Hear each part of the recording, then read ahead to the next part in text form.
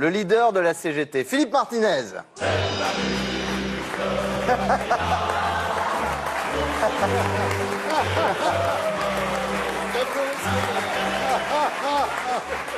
C'est vrai qu'il y a un côté Pablo Escobar aussi.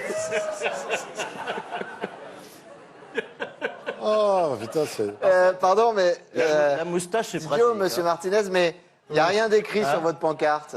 Bah, évidemment, puisque je suis en grève. Bah, vous pourriez quand même nous dire bonjour, peut-être. Vous avez raison. Être en grève n'empêche pas d'être poli. Alors, bonjour aux ouvriers et merde à ces salauds de patrons.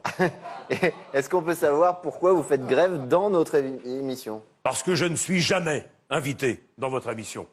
Je vais donc immédiatement vous fixer mes revendications sous forme d'ultimatum reconductible. Je serai en grève dans votre émission tant que je ne serai pas invité dans votre émission. Non, non et non. Oui, oui, oui, nous disons non.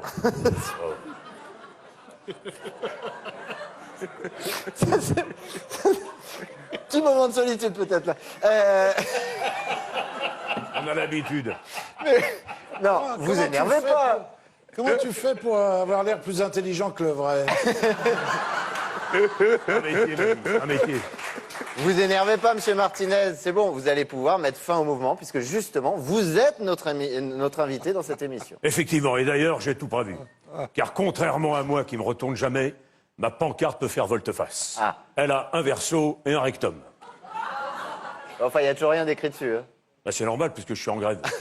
Mais pourquoi? Si on n'a écrit rien dans un rectum. Parce que je suis invité dans votre émission. Si. Ça dépend certains, il y en a où il y a de la place. Il faut avoir un stylo très pointu. Aussi. Donc, monsieur de Verdière, je réponds à votre question parce que je suis invité dans votre émission. Ah, oui. Je vais donc défiler pour protester. Non, non et non. Oui, oui, oui, nous disons non. Je viens d'avoir les chiffres, monsieur de Verdière. Nous sommes 10 000. 10 000 camarades à défiler dans votre émission ce soir selon la CGT et un selon la police. Vous allez donc devoir satisfaire ma revendication et ne pas m'inviter dans votre émission. Car je sais qu'ici même, sur ce plateau, et ne dites pas le contraire, fermez votre plateau. Bah, j'ai rien dit, moi. Il y a un patron voyou, un certain Thierry Rocher, Non, c'est tout est qui pour lui. exploite illégalement, tous les 15 jours, un pauvre philosophe chinois, le camarade Kishitsu. Et je sais aussi que les cadreurs ont des conditions de travail dignes du XVIIIe siècle. Ça va pas, non? Si, mes amis. Oh! Monsieur de Verdière, Vous allez bosser sur C8, vous allez voir. vous imaginez, monsieur de Verdière, le boulot que ça représente, camarades, pour faire réussir à tenir Bernard Mabille ou Stéphane Roche dans l'écran sans que ça déborde du téléviseur. Oh, dis donc. Oh! S'il vous plaît. Ah, bah c'est pas faux, hein. Bon, enfin, c'est bien ce que tout le monde dit, finalement. Vous n'êtes jamais content. Moi On vous a déjà dit que vous ressembliez à Super Mario? Super Mario. Si. Ouais. Mais n'importe quoi, tout le monde sait que Super Mario bosse. Alors que moi... Merci, camarade. Alors que moi, le dernier... Michel Guédanis, en fait. Le dernier qui m'a vu bosser, je vais vous dire, il est encore dans les couilles de son père en train de sauter d'une à l'autre pour éviter la jaune pisse.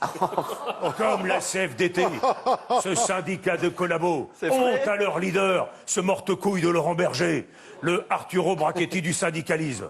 Et pourquoi vous l'appelez Arturo Brachetti? Parce qu'en 30 secondes seulement, il arrive à retourner sa veste et à baisser son pantalon.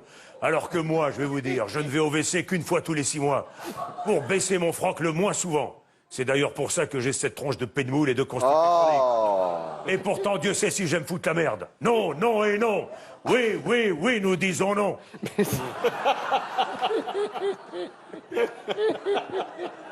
Les brigades du Tigre.